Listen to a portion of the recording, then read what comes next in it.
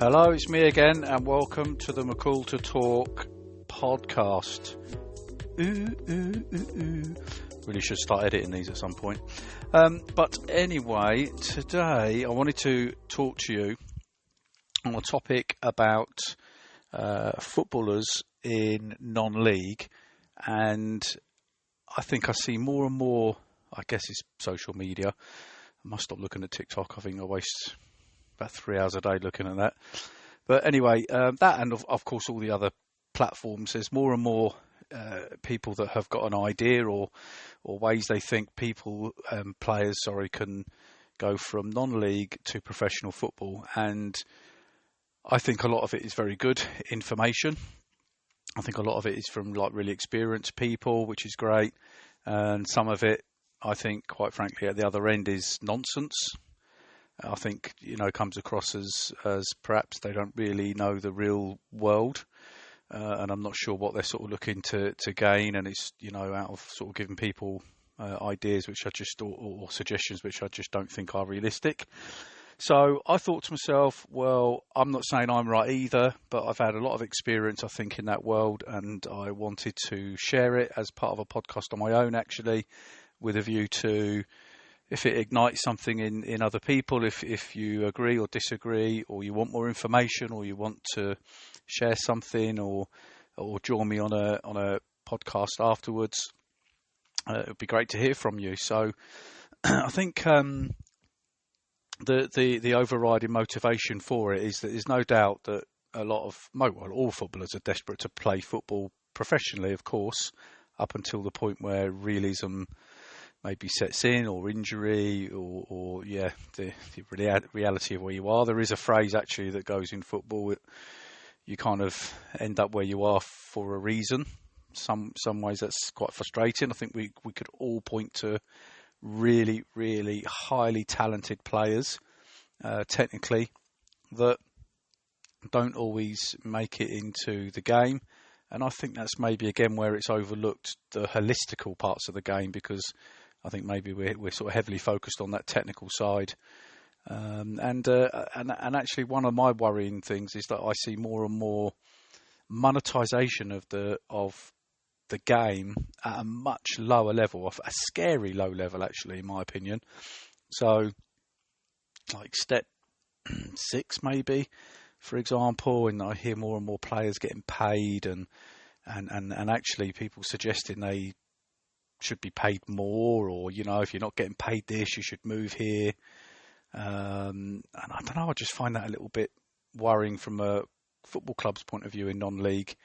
If you accept the levels of National League being step 1, it's pretty much full-time footballers now. Step 2, some will be, but certainly a very well-paid league. But then I could understand that when you look at the level, some of the clubs in and around them leagues are tremendous, even former football league clubs, and they're travelling miles and miles, so it's not feasible actually to be travelling hundreds of miles midweek and then getting up for work at 7 o'clock, and then even into the step 3. So them leagues, again, with the changes that happened as well, benefited some and some others not so. Going from way down south and playing in the Northern League, for example, makes it very tough. So actually compensation for players, I can understand. And some of those clubs draw really terrific crowds. So in some ways it's sustainable, not kind of the boom or bust thing, which I really hate, which is clubs chucking everything up front. Once they realise they're not going to get promoted, withdrawing, taking the money back, and then there's a huge exit of players, and that's another whole topic, but creates a bit of a question mark over the integrity of competitions, in my opinion. But I can understand at them levels that really players should be compensated in some ways. Like I say, they have decent crowds, they have decent revenue, they're well run, and there's a big commitment from the players' perspective, and rightly so.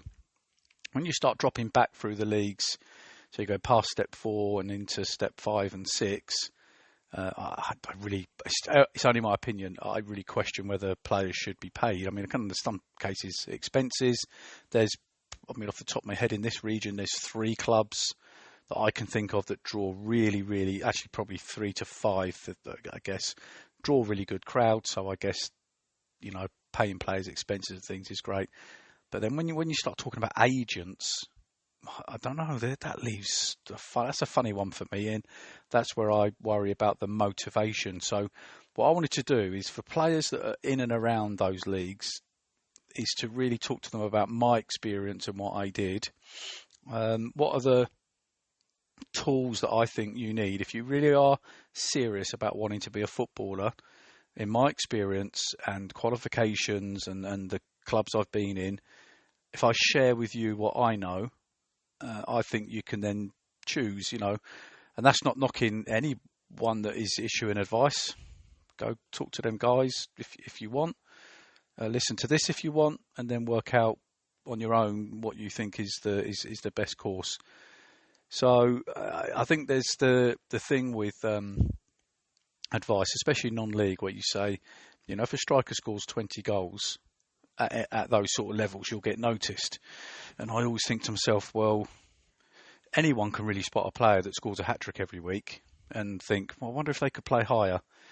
Then that's where really the skill of scouting and understand that the really inside parts of the game that clubs and scouts and managers really look for in a player, because when you get into the real nitty-gritty and the fine detail, that's where you can identify all the players. Actually, if I hold my hands up, for me, I draw the line at goalkeeping. I think I know a good goalkeeper, but then I think I am probably a little bit like a fan in that respect. Even as a manager, I think I always like to lean on goalkeeping experts, because there is intrinsic kind of fine detail to that skill and that art that is slightly different, if you like, and that's why there's qualifications in coaching that are bespoke to that.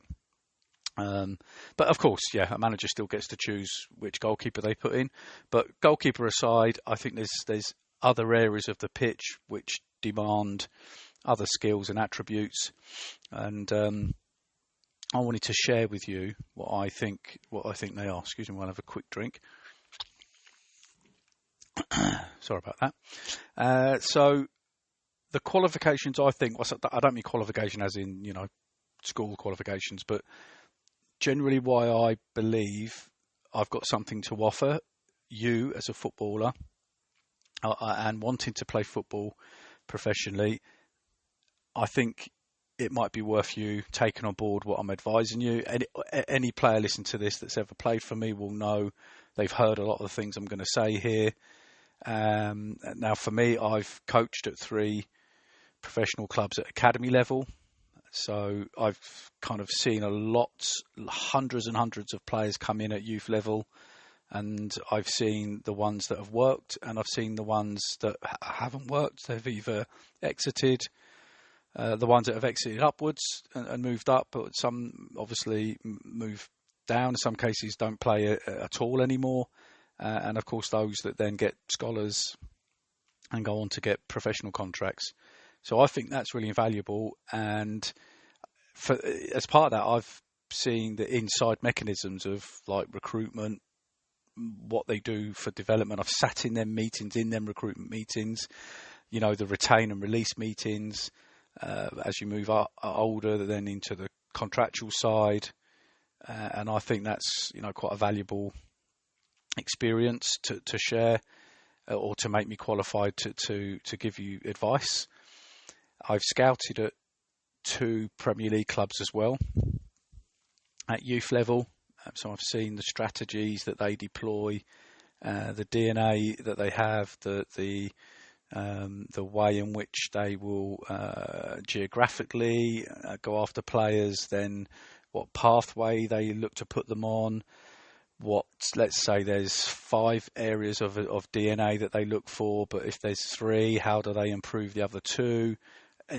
What about position specific skills and assets and attributes, all these different aspects. So to do that at level 1 academies, I think is invaluable. And I've scouted also at senior level, and I've done that at 3 pro clubs in the EFL, but covering every league from Premier League to lots and lots of Premier League 2, as you can imagine, because EFL clubs will be really tightly analysing those areas at Premier League 2, because it's of course expected that a lot of those players will drop down. In particular, even the ones that are really thriving, they will come back on loan. So it's important to be aware of who you want and who you can go after. Actually, one manager I worked for in this role in the EFL, I never forget something he said, which I thought was absolutely spot on, and it's important for even business. When you're looking at recruitment, it's like we can all identify the best players. For example, I could go into a meeting and say, well, I've watched De Bruyne and I really think he's worth signing. So the reality is you have to remember it's always about affordability and availability. So they're the two aspects. After all the other elements, affordable and available are the two other parts, and people sometimes forget that. That's relevant also for pro clubs which have players stepping back. Because if you're, let's say, an EFL club signing scholars and first-year pros, you might, let's say you're going to sign 6 first-year pros, you might only sign 3 because you're expecting the Premier League clubs to release their players and you already know who you're going to go after. So you're hoping to be able to pitch your club, pitch that player to go and give them an opportunity. Because let's face it, it would be expected that that player has probably got a better chance than, let's say, you're taking a risk on, dare I say it, from someone from non-league. So that stems part of the reality of the kind of recruitment in the game. And the element of that is that's why you'll hear, if you're coming out of non-league, let's say you go on trial, you really have to be better than what they've already got, because those players have already had investment from academy all the way through. They've had £3,000, circa £3,000 to £5,000 a year invested in that player. That's before they even get to scholar and full education. So the cost to the club, and I'm not trying to play the club the victim here, but there's, of course, it's a business and there's huge investment in those players. So if you come in on trial and you're as good as that player that they've already got, I'm sorry to say you're not going to get signed, because why would they? They've already made that investment, so you have to be better than what they've already got. So I think it's good to have that experience within those professional clubs, and I've also seen the blueprints of those clubs. I've seen DNA strategies, particularly level 1 academies will look at identity of players, particularly position specific. I've worked in the EPPP environment. The good, the bad, the ugly. Like I said, that whole setup is to improve the structure of the game and give players a better platform, and for the better players to be at the better inside the better environments for the overall good of our English game. And I've seen all of the workings of that EPPP environment, of course, which is relevant to the right up to the first year pros, because obviously the pathway that comes through. With the Premier League 2 structure, and also succession planning, which was pioneered by some of the let's say the biggest club in terms of success in recent years, and makes a lot of sense. But when you see that pathway of that succession planning, which leads to recruitment, it's very much now like you're not just going out and saying, well, this player looks really good, it's playing in the Southern League. Well, where does that player fit into the gap that exists for the age group? Because let's say it's under 18s, the club might look and say, okay, but we've got an under 16s, which we're looking at. So suddenly we're saying you've got to be better than the player that is in your position at your age group. But it might also be that you probably need to make them question whether you might be better than actually the under 16s, because that, you don't want to block the pathway for that player. So, but that's all about succession planning, and that as part of that, it makes recruitment very much strategic. It's not by accident. It's been absolutely terrific within the environment at Manchester City, obviously, to see.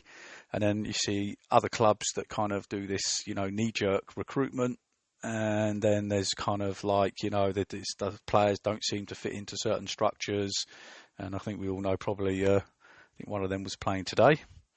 By the way, FA Cup, congratulations to Maidstone United, absolutely brilliant, and Newport as well, having a fantastic go today. Love the FA Cup. We played, although I'm still angry. Angry, is that the right word? But it does hurt when we played. We played Corby, and oh dear, got ourselves ahead. Chris Ray was terrific that day, and he's now up at Hartlepool, and God love him, he played for us that day, and he was unplayable, and we got ourselves ahead, and unfortunately we sort of threw it away ourselves, and then they come back and beat us at our place. Anyway, what a great day, what a great experience. But FA Cup is the best tournament in the world by far. Where was I? So, of course, managing in Step 3 with zero finances was also a big thing. So, for me, what's our attraction as a club? I had to say to our players, the players that we wanted, we can't pay you. It's quite straightforward. We're pretty much most other non-league clubs, I should say, not all, are offering money and perhaps other benefits and perks. We just can't do that. So I kind of have to promote myself and my experience and my background on the basis that if you work with me, I might be able to help you. That's not just because of knowing someone's phone number or knowing people, or I've spoke to someone one day that was in the professional game. That's from legitimate relationships and legitimate experience working in the game, learning a lot. I'm still learning, by the way, as I approach 50. I think I was very open-minded. I've always worked in technology, for example, so I've always been open to change, and that was my kind of pitch for those players. And when we got going, over the course of the first 18 months, actually, we averaged 7 players from our development squad in our first team. So they had been in the development squad, played a significant number of games, and were now in our first team. And in the end, we actually had 5 players within 2 years that had gone into professional football from Step 3, which became, unfortunately, inevitably, which is another story, but Step 4, and to put 5 into professional football. I think when you consider we were paying 0, we had nothing. We were using my footballs that I had in my back garden. We really had nothing.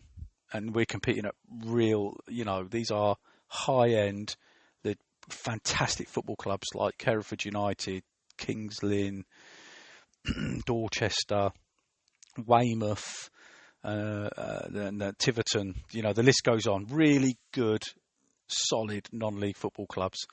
And, I mentioned Corby already. Again, another great club. Kettering, another great club.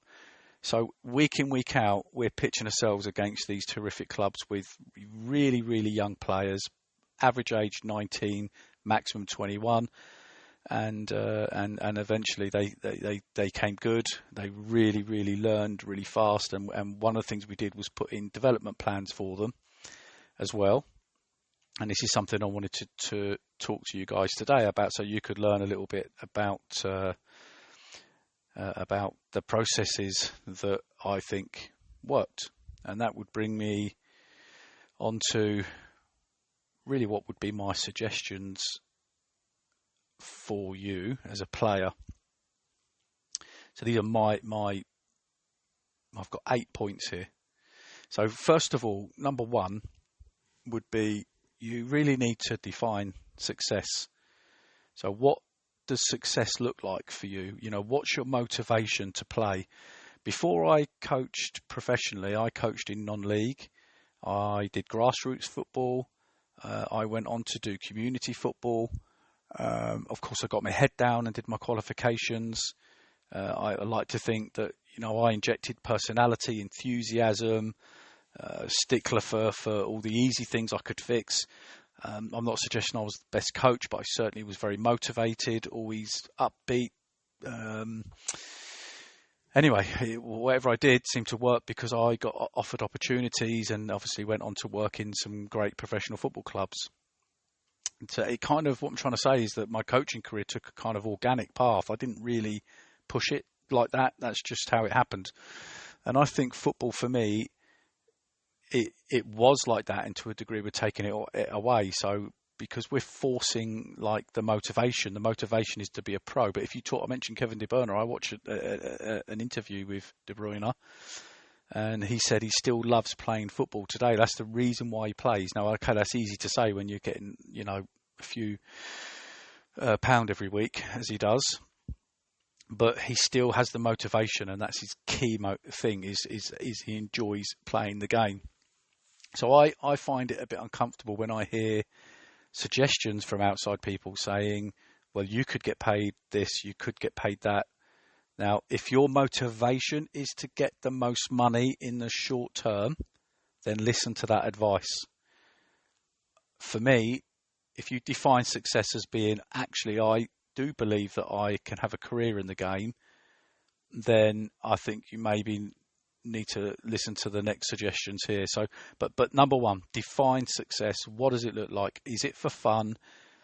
Is it to play with your mates? Is it to have a career in a game? Or is it just to get as much money as you can? Try and be honest to yourself. The second point is work out who you need to listen to. I did a great interview the other day with Andrew Osobonsu, former MK Dons player, academy player, scholar, first team, made his first team debut there. And he was saying about listening to people. I think with some players, certainly when I was in step 3, I felt that certain people were, trying to turn players' heads a bit too early, and I could feel that it was, I'm not sure it was for the players' gain. You could argue, they would argue to me, that was for your gain because you wanted to keep your best players. But again, my argument would be, yeah, but I think I know the best way to get this player exiting at the highest level, because my reputation, my identity, people know me as a person that develops players. I work with youth players, thousands of football matches. I don't even know how many professional players there are in the game that I've worked with. I'm not saying that's down to me, but I know a lot at all levels of the game that I've worked with or had some input with. And that's what I get my buzz and kick from is by moving players on. And actually that I could then develop a sustainable story of, you go with this guy, he helps you develop, he moves you on. That's now, and eventually that would create a sustainable football club. So I think you just need to work out who you need to listen to. And by the way, that doesn't mean that all the managers and coaches are correct either. And that we'll come on to that in a sec. But work out who you need to take your advice from. Of course, your family and your partner and your parents, let's be honest, typically, that's the first and foremost. They're the most important, because they know what's right for you, because they want you to be happy. Fundamentally, that's the norm for people that love you. So just work out who you need to listen to. Number 3 is do the really easy things well. Like, do them first class. The stuff you just, be on time. I know it's easy to say, have a good attitude, be punctual. If the club's got a dress code, just do it. If there's a tracksuit, get it ready properly. I'll give you a quick example. We did open trials with Luton Towns a few years ago with some great guys. I had such a good time. John D'Souza, Dan Walder, Adam Belletta. Sorry if I've missed people, but it was absolutely, I loved doing these things, and actually it worked out really well because it was a bit of a no-brainer. The clubs, I don't mean I don't even know how many emails they get a day, but the club eventually said, okay, another great coach actually I worked with, another club said, imagine like we've missed someone though. So for all those thousands of connections we get, there could actually be a golden nugget in there. So Luton did really well because they did these open trials, and to back it up, they did back it up, because I remember one player, I think we went up to St Neots pre-season. We took a risk with the manager at the time. We said we think he should be given a chance, and he was, and I'm sure, was it St Neots or St Ives, one of them, I can't remember. Anyway, he went and played really well, and Luton ended up signing him, which was fantastic.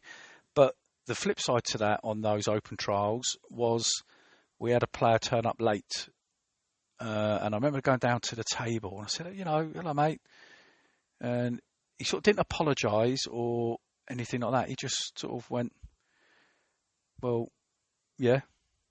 And he just, I don't know, it was like I'd done something wrong. Well, where's everyone gone? Well, you are late. And what happened is quickly, this conversation didn't, it started badly and got very quickly worse, because obviously we don't pull no punches. We've got to treat you like a player now. And it's part of testing whether you can be in this game.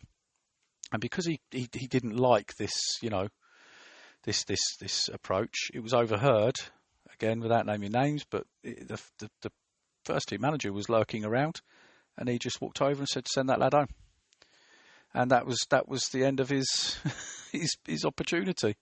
So I guess in there you could say as well, as part of that, is looking after yourself, because I remember we did as part of that, on the first parts we wanted to find out is how fit someone was. Now, you're not going to be match fit as in football league fit, but there must be a starting point. You can't expect to be given a football contract if you are completely out of shape.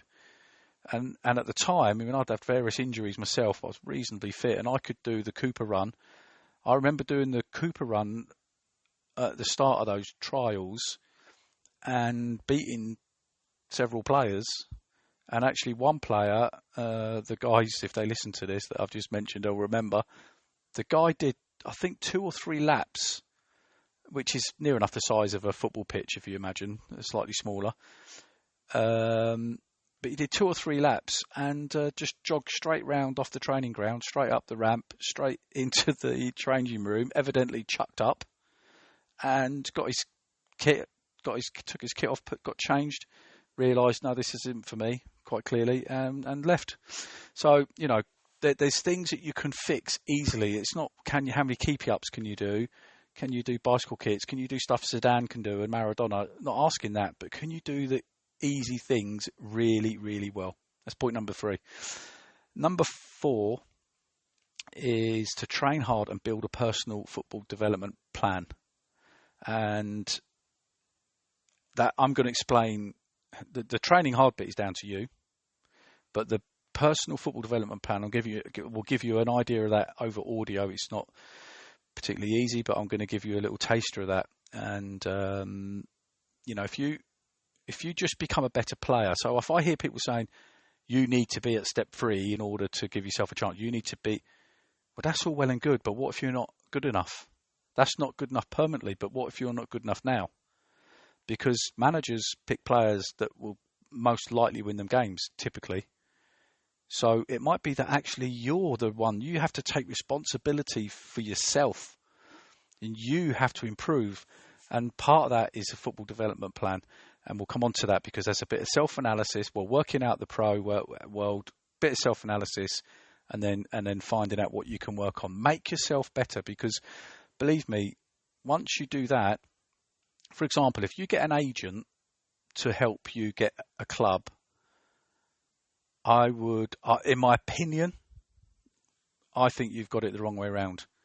Make yourself really good. Make yourself better. Take the game seriously in terms of it's called professional. I said to a player once, when it was a bit frustrated once, I asked that player, and they've been on trial, they want to be a professional footballer, and they did a couple of things on the game which I questioned their knowledge of the game generally from a tactical point of view. So I asked, do you actually watch football? Have you actually been to a game, sat in the stand? I mean, I don't mean going to the pub, getting drunk and shouting, roaring on a terrace. I mean, have you gone to a game and sat down with a cup of tea and just watched the game? And he said, no, he'd never been to a game. So, it's like being a mechanic and never lifting the hood of a car.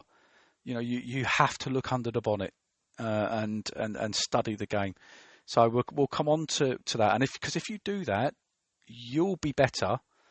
You'll be in demand. Managers will be coming for you. Clubs will want you. And it's about supply and demand. Now you've got demand. Well, if that now includes full-time money and things, well, okay, fine. Then get someone to represent you that perhaps knows the legal ins and outs of the game. That, in my opinion, is the right way to do it. Point number 5 is set realistic, objective games targets. Now, this is difficult if the coaches you work with don't understand this or don't believe in it, but I think you should. So basically, you go into a game, you know, the manager's got a whole set of structures, but you're asking the coach separately. You know, I bet you've all asked this because I heard this 100 times, especially if you were on the bench. Coach, what can I do to be better? I'm looking at you now. You've asked this question, right? I know you have, because I've been asked it 100 times as a manager and as a coach. What can I do to be better?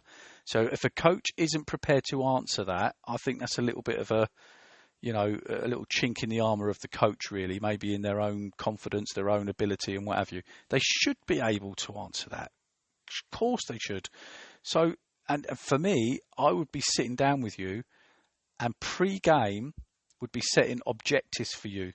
Maybe the crowd or the audience but other people can't see it, and they won't be negatively affecting the game. They won't negatively affect the manager's objectives for the game or his tactics or anything like that. Of course, you have to clear it to the manager, but look at these objectives. I would say analyse a player in your position first. Go right to the top level. Why not? People say, well, I'm not going to play for Liverpool. Well, okay, but if you can't look at the very, very best and look at what they do and then at least try to emulate aspects of it, but you want to be a professional, right? So find players that do this job professionally, that get paid in your position, and do the analysis. Then bring it to the coach and ask if it's okay, or what could you or couldn't you do in games, and then have someone on the side do the analysis for you. So we'll go through those two things shortly. I think number 6, you must learn it or find out how to have a growth mindset. You've got to be prepared to learn. As part of that, there is a thing about criticism. You know, would you take criticism from someone you wouldn't take advice from? I always, that's a little phrase that stuck in my mind. So if you're prepared to take the advice of someone, though, you should be prepared to take some criticism, obviously constructive. We're all still learning. I have this growth mindset, and I know I can do things better. So you haven't cracked it. You're not a footballer now, so you don't know it all. You haven't cracked it, and you've got to be prepared to learn and maybe develop some resilience. You have to train better. You've got to, biggest thing of all, be prepared to come out of your comfort zone. So be challenged. Embrace being uncomfortable. Be comfortable being uncomfortable. Kind of a bit David Brent here.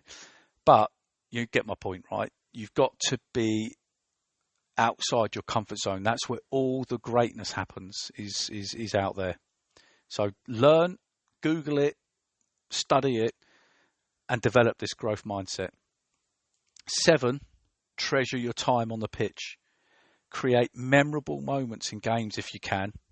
Go out there. Don't leave stuff in the dressing room. Don't leave stuff on the pitch.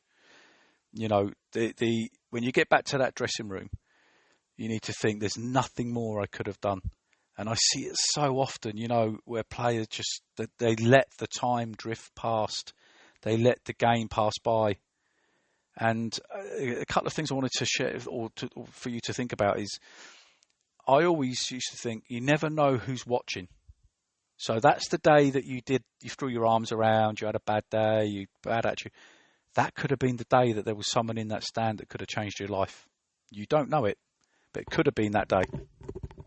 And sorry about that, just moving my microphone. But yeah, if you think about it, if you're playing in non-league, is there a lone player there from the Football League? Because if there is, there's probably a scout there watching that lone player because they have to report back. Now, if you're absolutely brilliant, they'll report that back as well. So just, be mindful. Is you never know who's watching. Don't let time pass you by. And the last point 8 is, to a degree, be patient. I don't want to see part of my motivation for doing this is the encouragement of moving players around all the time. I just think it's not healthy for the clubs. It's not healthy for the game. Come on, I go back to the growth mindset. Where's your resilience? Okay, you're not being picked. 20 into 11 doesn't go. That's a maths problem, and the manager wants to win. So, get some resilience, knuckle down, work out these other elements I've described to you to find a way to see if you can get yourself in that team. Now, some managers work like this. They go to the board, they thump their fist on the table, they demand a higher budget. That's why we can't compete, is because the only thing is more money. And then they get kind of seasoned players at these levels and just pay more money. Now, okay, if you're young and you have this growth mindset and the manager and the coaches don't understand that, then that's probably the time where you think, well, this is not going to work for me. Because if they just keep bringing someone in front of you, well, the reality is then, okay, you might not get that time to treasure on the pitch to get your development plan and do your game objectives. So, but if the manager and the coaches, if you're seeing other young players get opportunities, then you've got to ask yourself, well, why am I not? Maybe I need to think about these things I've just shared with you. And, come on, be realistic. If you're on the bench at step 6, you're saying you want to be a professional, maybe I think it's just reality check. The jumping around teams at that level perhaps is not the answer. Like I said, unless the manager is really, doesn't have that kind of growth mindset as well. So that is my 8 elements. And the next thing I want to talk to you is about recruitment and scouting, because from a recruitment and scouting point of view, I think if you understand it a little bit, that will help you as a player. And of course, having done this a lot, there's various elements to scouting. So first of all, just quickly share with you the elements of scouting. So you get general match reports. So a general match report is just looking for, typically if it's non-league, if it's an EFL club and they're looking at non-league, they'll probably look at players up to a certain age. So let's say if you're a 17-year-old, 18-year-old and you're playing in the first team, you're probably on the radar of someone somewhere just because of the age. But let's say up to 21, or but you never say never to anything really, because ultimately as well, the scout will come out. If it's a general match report, they will report on the best 3 or 4 players from both teams. It's quite simple. So that if that's if they go there with no predetermined individual in mind, they've just been sent to the game. They'll do a full report on the best, either 3 or 4 players overall, or if it's a high enough level, they'll do 3 or 4 from each team. Then there's match reports on upcoming opposition. That's generally is another topic for scouting. I don't need to worry about that here. That's very in depth. If I was doing those kind of reports, I'm in the ground as early as the press, because there's a lot of preparation to do, lots of tea to drink, and they're quite extensive, as you can imagine. Really in-depth reports. Very rarely do teams, turn up to play opposition and not know a lot about them. And that's done 3 times typically before the team comes to play them. But that doesn't affect you in terms of recruitment. Then you get an individually targeted player report.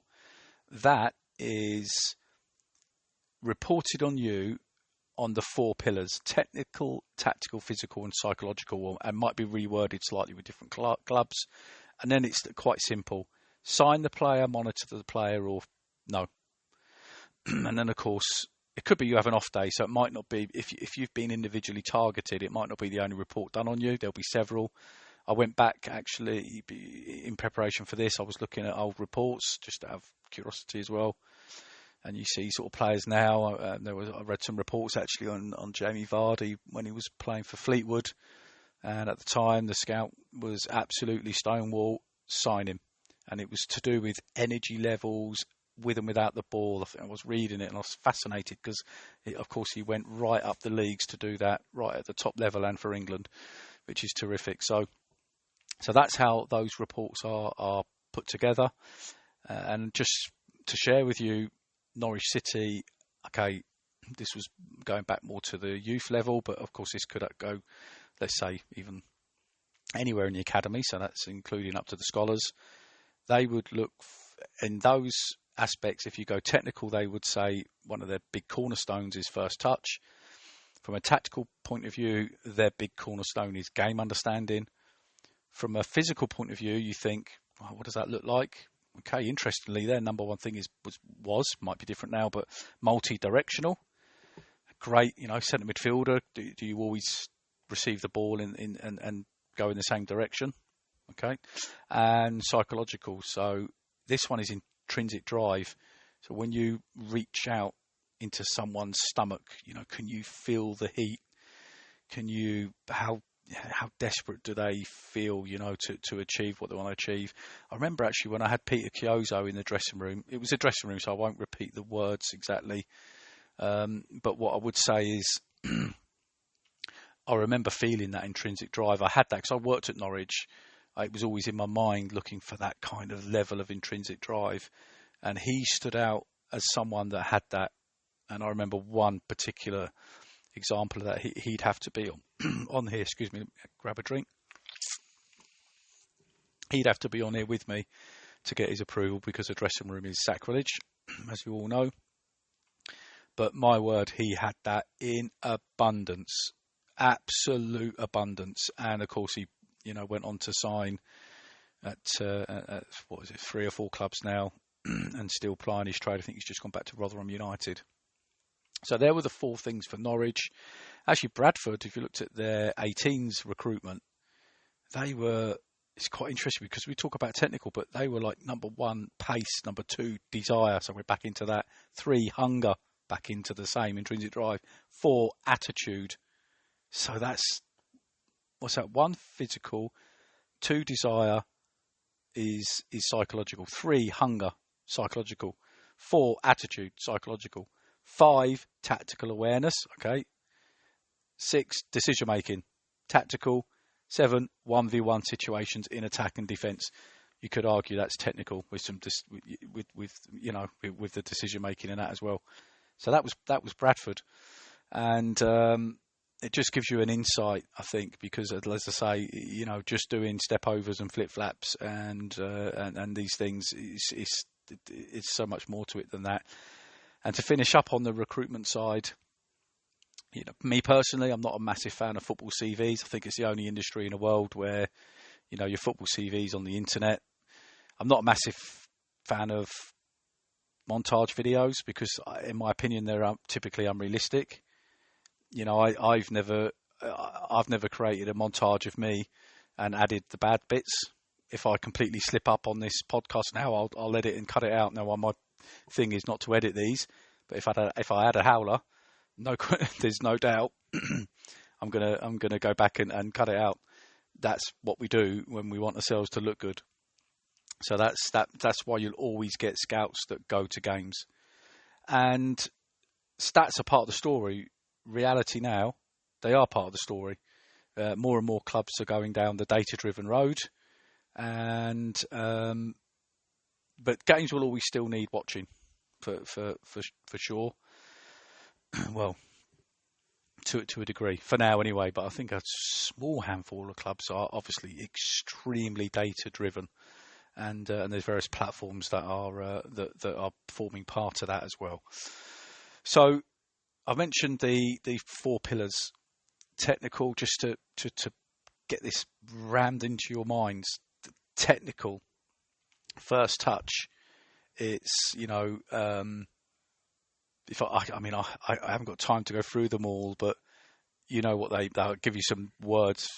What part of your foot you use? Could use both feet. Unpredictable body position, control within the floor, aerial direction, passing, range, detail. My word, I could talk hours about detail in passing and the variety of the pass. You're dribbling and running with the ball. 1v1s. Can you beat your opponent? What you like defending 1v1 in terms of skill. Then you can add in, of course, your tricks and disguise and different types of heading, turning, tackling, blocking, timing, shooting, creativity and decision making, which forms actually part of tactical. So tactical, some things you might want to consider. Now, positional demands differ, of course, from a tactical point of view, but angles and distances, movement off the ball, great topic. I love that. That's why I love netball, by the way. supporting play, awareness, scanning, back to netball, combination play, systems, style of play, set pieces, positions, attributes, counter-attack, compact defending, recovery runs, attacking principles, defending principles, and formations. Formations right down the bottom. Excuse me. Physical aspect. My voice is always drying up lately. Physical. Of course, this was multi-directional, as we mentioned earlier, but agility, balance, coordination, speed, different distances of speed, power, core body strength, use of your body in 1v1s. You heard 1v1s a few times, right? When I was at Norwich, I had this big thing about staying on the ball, being able to get on the ball and stay on the ball. Anyway, so reactions, 360 multi-directional, fitness appropriate for roles, so conditioning, like a fullback, for example, runs greater distances than a centre-back typically. Your general health, your diet, jumping, landing, twisting, endurance. And lastly, psychological. Confidence, self-belief, decision-making, self-control, discipline, concentration, focus, teamwork, spirit, communication style, adaptability, bravery, resilience. Wow, we could do a whole thing on resilience. Standards, pride, responsibility, behaviour, attitude, listening, willing to learn, effort, energy, enthusiasm, sporting behaviour, respect, empathy, what you like with your teammates, and the one we haven't mentioned yet, but is way up there, of course, the will to win. And then if I add to that, okay, if you want to be professional, these are things you'd need to know, but can you take on board information? So when I mentioned the scouting of matches for opposition, there's a lot of information then when you go into your team meeting. Now, some managers, I would suggest maybe some of the old school managers as well, but again, not all. It's the old thing of Benson and Edges. The players on the written on the back of a fag packet. The game isn't like that anymore. There's loads and loads of detail. There's loads of detail in possession. In those two scenarios, by the way, because in possession, you've got the ball, or your teammates have got the ball, and what is your role there? What's the tactic of the team? And are you adaptable? And then out of possession. And this just doesn't mean either herring around or not herring around. Always, if you go to a kids' game and parents shout, "Move!" That's the biggest thing I hate in the world. Move. What does that mean? Do star jumps? Run on the spot? What does that mean? So you need to get right into the detail of out of possession work, and again, that can be very tactical because it could be denying space, going into certain areas, forcing play a certain way so you can set traps. This is much more than you just moving, like I said, and like what you hear on those kids' games. You need to learn fast what your roles are when there's a restart. Corners, free kicks, all these things. And you need to know them and remember them. Of course, there'd be practice. And there's winning standards as part of match day. Pre-game, timekeeping. There's that thing, is it the 5 Ps or 6 Ps? Proper preparation prevents poor performance. But you got to look after yourself. Your body language, your image, your dress. During the game, are you adaptable? Do you have different styles? What happens when we're winning and there's a certain scenario in a game? Are you able to adapt to that, or are you not able to react to that situation? What you like with the highs and lows when you go behind? What's your handling like? What about when what about handling provocation? Can you stay focused for? Well, we used to say 96 minutes. It's probably 100 plus minutes now. Your decision making, your communication, your attitude, your positivity. So that's part of the, being in the game, pre-game, during the game, and then of course post-game. Even if you're in non-league, are you the one sitting in the dressing room and say, "Well, I didn't play," and the fitness coach says, "Yeah, but you need to do box and box to box." "No, I didn't play. I'm going to have a sulk." Okay, well, you won't be doing that in professional football because you're a professional athlete and you need to do what's asked of you. So there's post-game conduct and things that you need to consider. And I would offer up 2 things now. If you somehow get in touch with me, I'm prepared to send to you. And I'll post an image of these on social media, on our podcast social media, and I'll try and get through it quickly though. But I mentioned before about the personal development plan. So with the personal development plan, excuse me.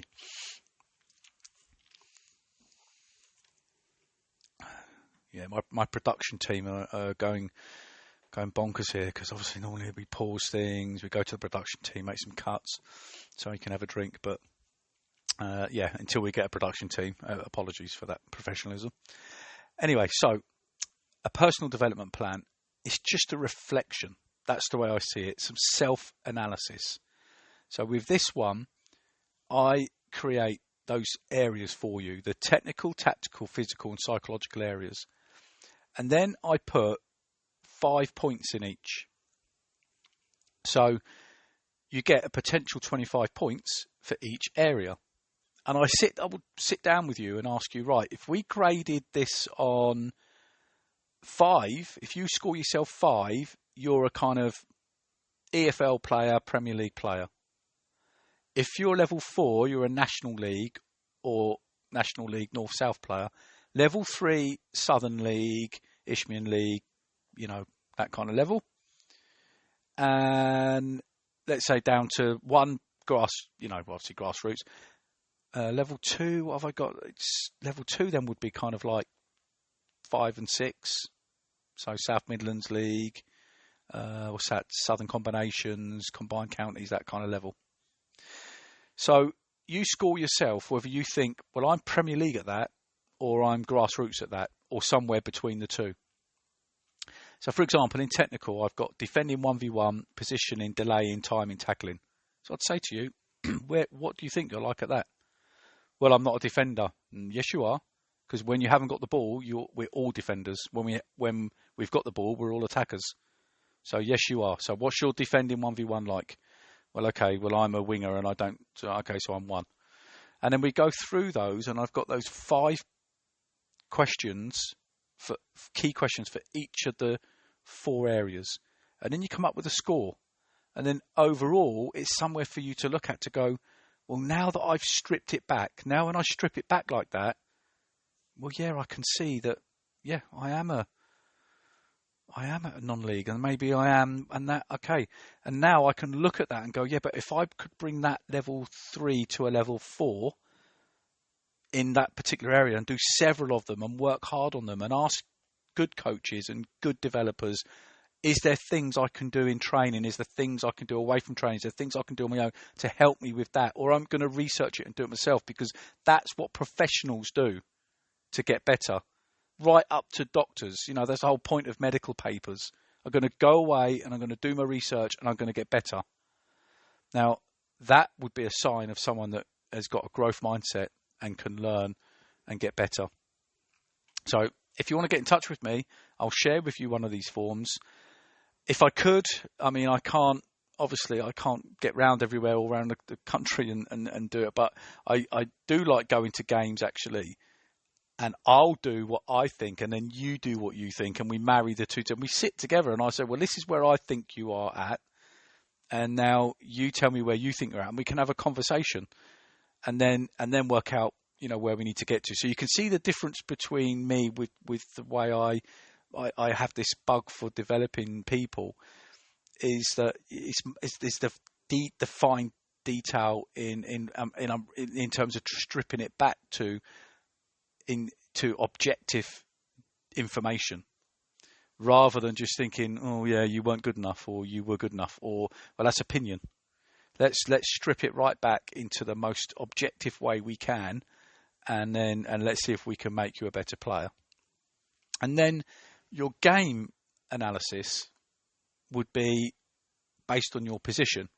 So what I would say to you is, right, I'll give you this sheet, and you go and look at a player at the professional level at the very least, top level if you want, and and do tally graphs on what you see. So if you're a centre back, you would, let's say, do 4 centre backs. So say it's both teams have got 4 at the back. So you've got 4 centre backs.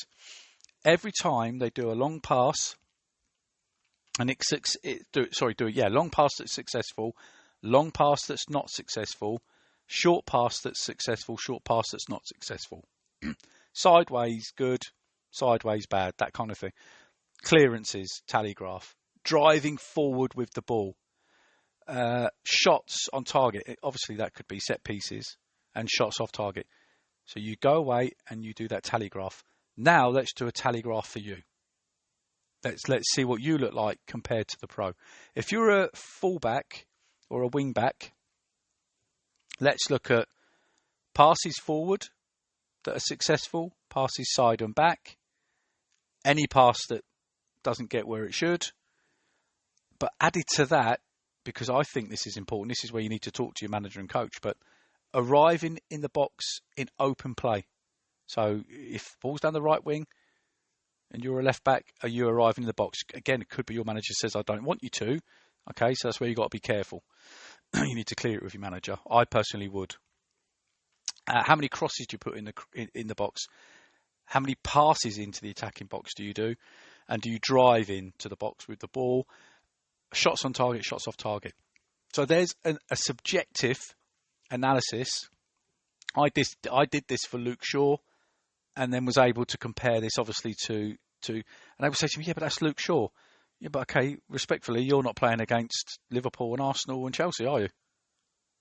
So, these things are all relative.